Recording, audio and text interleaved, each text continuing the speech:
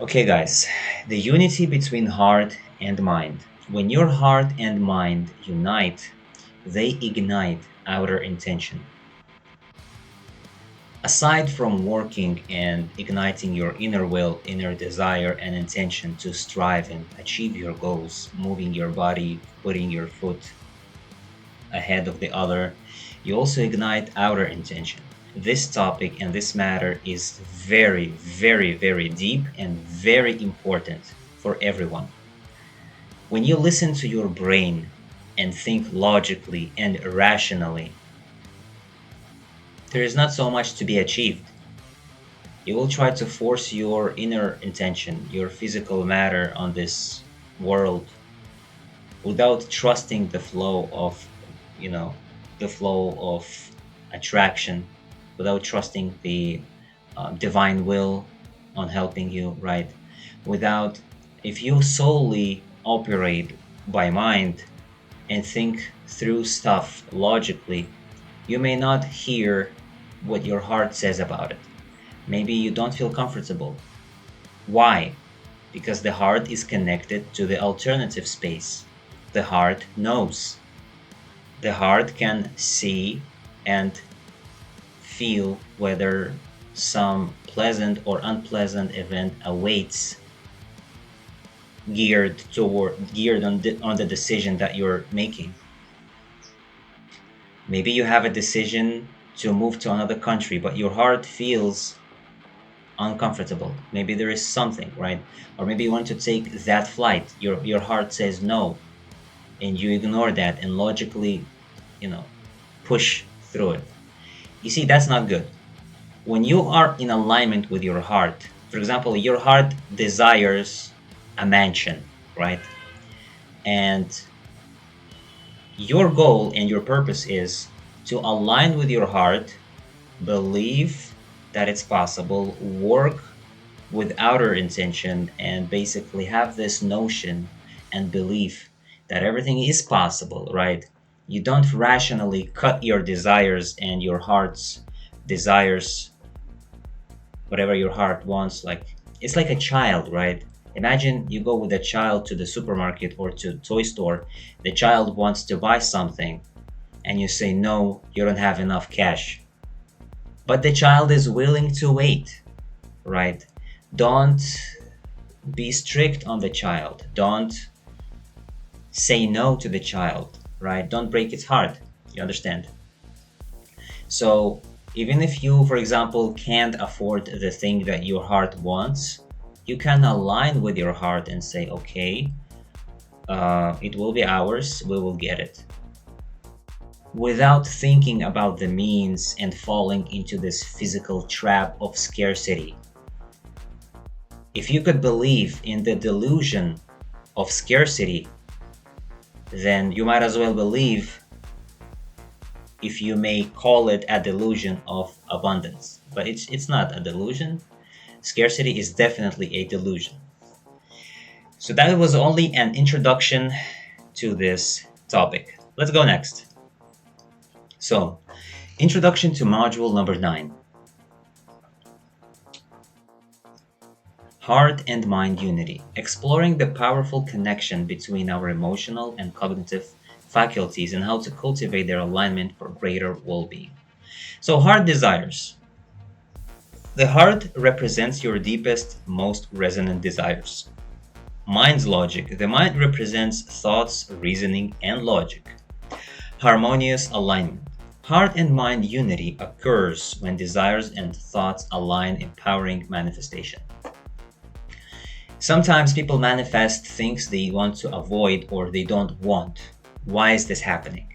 It is because their hearts, and it is because in most cases, right, Vadim Zealand says, people unite their hearts and minds in negative situations. When you don't want something, you unite your heart and mind, and you don't want it, right? You try to push it.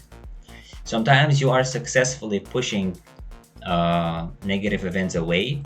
You call upon God's power. You speak to God, like, right, with every cell of your being. You ask for help. God helps you, right? If you are in a sinking ship, you ask God for help, you will be rescued, right? At the same time, sometimes people manifest things they don't want. That happens with the same principle. They unite their heart and brain. They don't want it. They focus on this thing so much that ends up happening. So why not using this principle to manifest the things you want?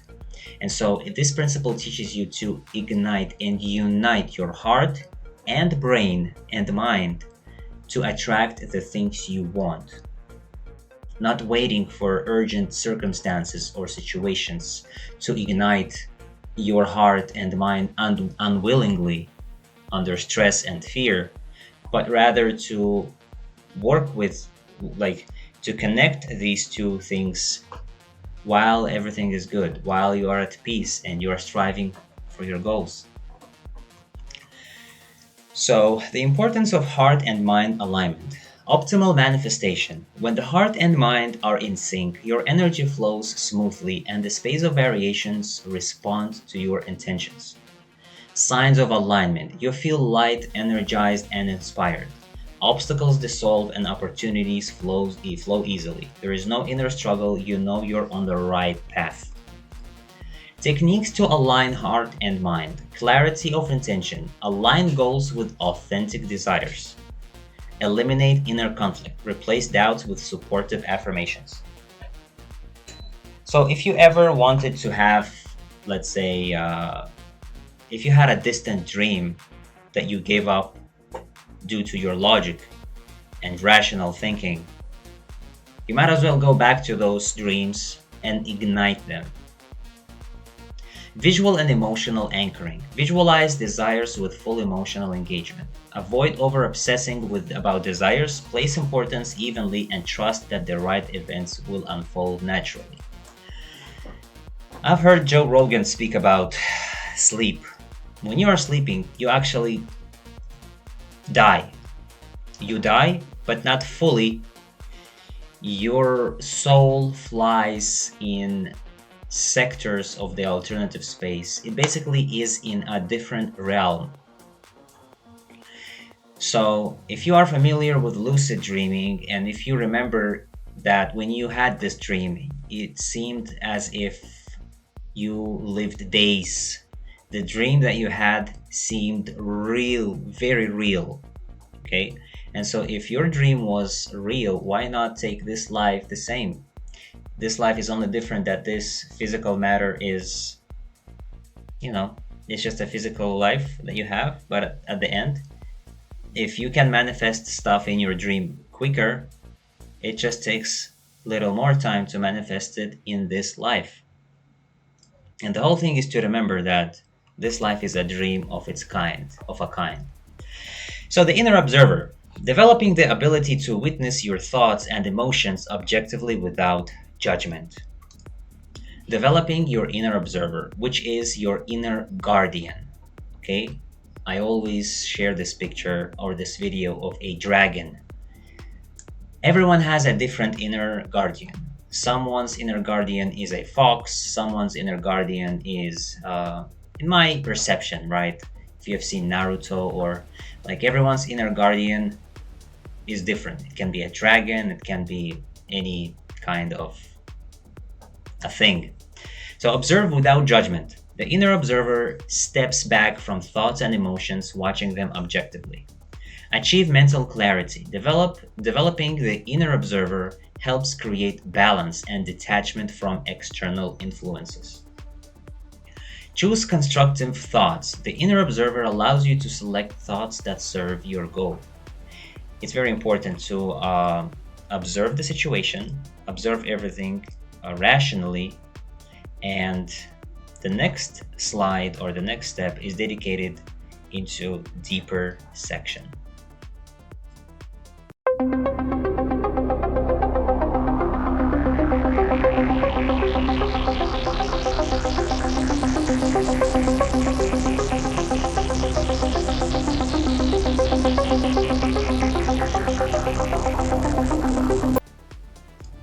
So techniques to cultivate inner guardian. Mindful awareness, mental space, meditate, and conscious response. Decide if thoughts align with your goals. How awareness creates balance and clarity, guys. So number one, awareness is the key. Observing your thoughts allow you to take control of your inner world. Clarity brings power. Eliminating mental clutter focuses your energy and strengthens your intention. Staying centered. Practicing observation keeps you immune to external influences that could pull you off track. So, if you don't react to external circumstances or external situations that may bother you, you will stay aligned, everything will be fine, and when you unite your heart and mind, you will be able to gradually and successfully manifest things to your life. So let's keep going. Master the power. Okay, when the heart and mind work in harmony, you create a powerful state for manifestation, allowing life to flow smoothly and easily. The inner observer. Developing the inner observer helps maintain clarity, detachment, and balance, keeping you on favorable life tracks. Manifesting with ease. Through alignment and awareness,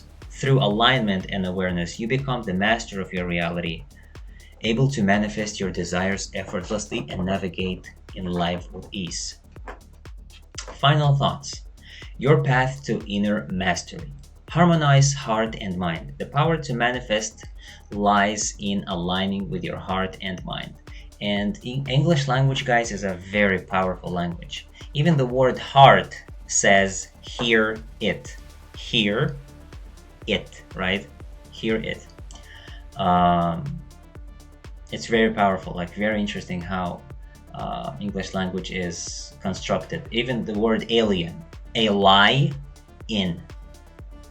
See, like it's very interesting, like how many things can you understand about life by analyzing English language. Observe without attachment. Practice observing your thoughts without getting caught up in them. Trust the flow of life. Live with awareness and act with intention. Trust the journey. And remember, guys, to listen to your intuition, listen to your heart, listen to your inner desire. What do you want? One way that you can decide. So some people or some of my students ask me, Kamal, I have this matter that I want to, I have this serious situations that I want to solve, but I don't know which way to go. Should I partner with those people, or should I work alone, or should I do this, should I do that, should I leave this person or be with them? And the answer to this is, ask yourself how would you feel if you stay with that person, and imagine that you take this decision to stay with them, and then see how you feel. Then try to choose the other option, for example, leaving them, and see how you feel. If you feel better off, so where you feel bad means no, where you feel good means yes, regardless of how logical things may appear. And that also, guys, goes to dealing with people, business, meeting friends, going somewhere. If you don't feel like doing it, don't do it. I know it may sound, you may think of, it may be hard for you to comprehend this life, to always listen to your heart.